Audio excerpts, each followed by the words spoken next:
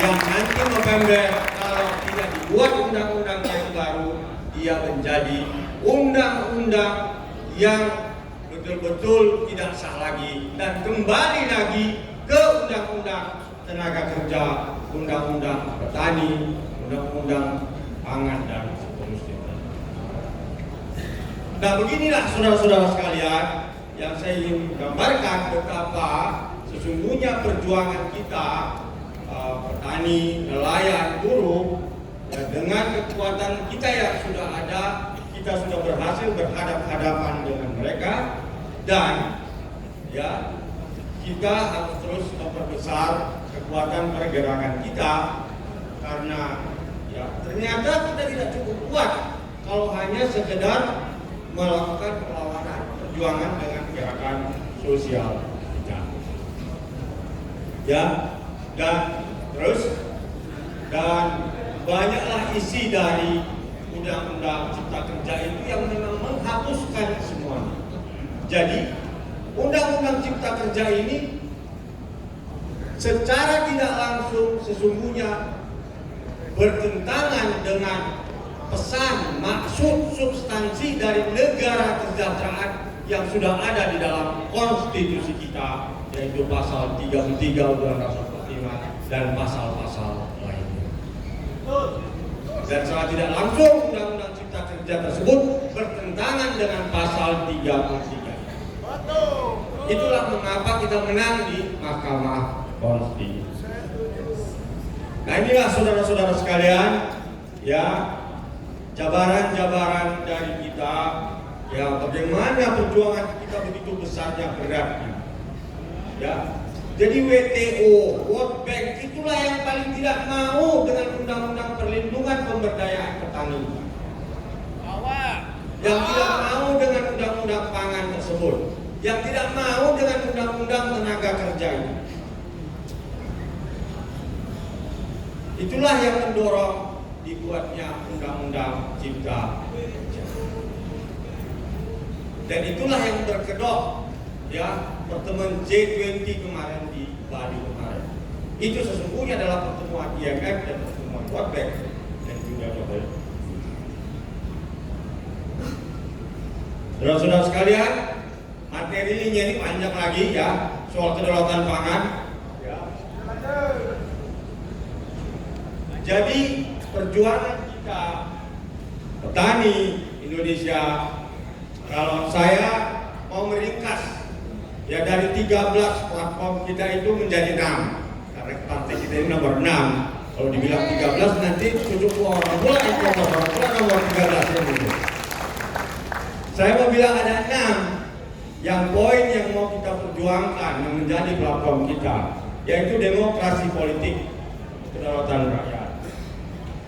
Yang kedua demokrasi ekonomi, ya ekonomi kerakyatan, yaitu dilakukannya reforma agraria, ditata kembali lagi penguasaan pemilikan terhadap tanah di negeri ini, ditata kembali lagi tanah-tanah ini harus diberikan kepada rakyat untuk perumahan-perumahan rakyat, untuk sekolah-sekolah rakyat, untuk fasilitas-fasilitas lainnya. Ya. Kemudian juga adalah koperasi sebagai sokok bulu ekonomi. Ya, jadi kita harus bayangkan perusahaan-perusahaan itu harus dikoperasikan. Ya, kebun-kebun yang dikuasai oleh perusahaan-perusahaan perkebunan itu harus dikoperasikan. Kita petani bisa mengelola perkebunan itu. Ya, tidak mesti diberikan kepada HGU, hak guna usaha. Pabrik-pabrik kelapa sawit, pabrik-pabrik minyak makan itu bisa kita kelola secara koperasi. Dan itu sudah dibuktikan oleh kita Serikat Petani Indonesia. Jadi kita harus tuan di pabrik itu, bukan lagi sekedar juga tuntutan kita menjadi pekerja di sana. Kemudian ya BUMN ini harus benar-benar BUMN untuk rakyat, bukan BUMN yang dikuasai oleh oligarki. Sekarang BUMN-nya dikuasai oleh oligarki. Yang mana yang bagus dia jual untuk saudara-saudaranya, kayak Garuda Indonesia dari itu kan untuk oligarki pada masa periode sebelum Jokowi. Ya, makanya dia bangkrut terus. Nah, ini yang perlu kita sehatkan. Kemudian sistem perpajakan. Jangan pula kayak sekarang ekspor batu bara tambang itu dibikin 0%. Ya. Royaltinya 0%. Dan banyak perusahaan-perusahaan yang itu tidak bayar pajak. Perkebunan kelapa sawit itu hanya bayar pajak ke pemerintah pusat. Kemudian kalau sudah bayar pun dia minta dikurangi. Jadi ini harus benar-benar dikuatkan. Dan tentunya adalah ya hubungan ya di perusahaan ini harus betul-betul ditingkatkan hak-hak kita. Jadi banyak sekali ya kaidah-kaidah yang harus dipenuhi.